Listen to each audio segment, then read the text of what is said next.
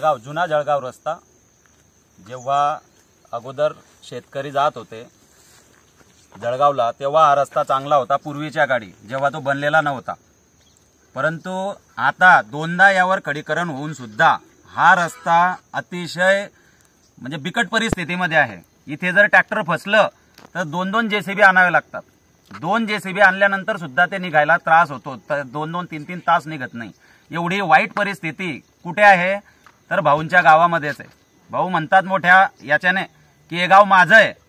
लोकांनी 20 वर्षापासून यांना भरभरून मते दिली, परंतु इथे रस्त्यांची हालत एवढी खराब आहे की शेतकरी हवालदिल झालेला आहे अक्षरशः।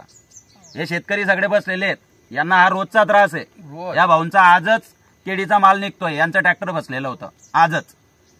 अशी गंभीर परिस्थिती असताना मंत्री लोक काय करतायत तर फक्त लोकांच्या दारावर येत आहेत। और आमचं म्हणणं आहे साहेब तुम्ही दारावर येऊ नका, तुम्ही शेतावर या, लोकांच्या बांधावर या आणि बघा काय परिस्थिती आहे। तर काय गरज आहे, तुम्ही नाही आले तरी चालतं आम्हाला तिथे, पण शेतावर येणं फार महत्वाचं आहे।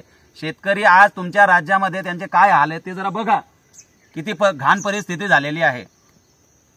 माझं एकच म्हणणं आहे की ह्या शेतकऱ्यांना न्याय मिळावा आणि त्यांचा रस्ता हा करून मिळावा। आव्हाने रहिवासी आमची व्यथा अशी आहे की आव्हाने ते जळगाव हा पूर्व काळापासून आमचा हा जुना रस्ता आहे, पण रस्त्याची बिकट परिस्थिती अशी आहे की आम्हाला शेतकऱ्यांना अक्षरशः रडू येते या रस्ता बघून।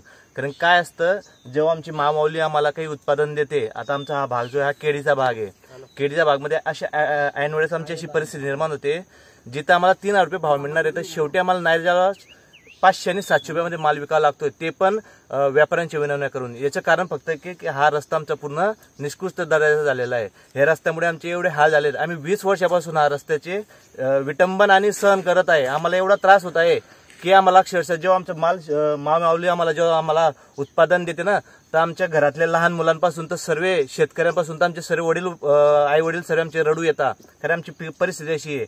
आता हे दादा आमचे यांनी बिचाऱ्यांनी उधारी घेऊन म्हणजे कर्ज घेऊन त्यांनी शेती केली आहे। आज त्यांची बिकट परिस्थिती अशी झाली की त्यांना त्यांचे ट्रॅक्टर बाहेर निघू शकत नाही, ही परिस्थिती झालेली आहे।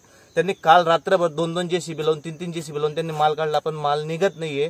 तर आमची सर्वांना एकच विनंती आहे की तुम्ही काय करत आहे आम्हाला काही घेणं नाही, पण आमच्या रस्त्यासाठी तुम्ही तर काहीतरी उपाययोजना करावी ही विनंती आहे। कारण की आम्ही दरवर्षी बरेचसे शेतकरी काय करतात, इथं 500-1000 रुपये जमा करून रस्त्यावर थोडंसं मरम्मत करून घेतील, खडी टाकून घेतील, 5-10 रुपये शेतकरी देता गोळा करता आणि रस्ता दुरुस्त करता, तरी पण हे असे हाल आहे याचे रस्त्याचे।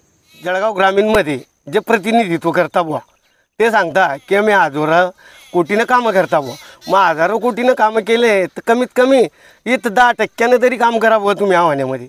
कारण हा रस्ता जर असा झालेला आहे त्या रस्त्याची दुर्दशा कोण पाहणार आहे? हे सर्व शेतकरी बांधव यांना जे हवालदिल झाले त्यांची तुम्ही कमतरता पूर्ण करायला पाहिजे बुवा।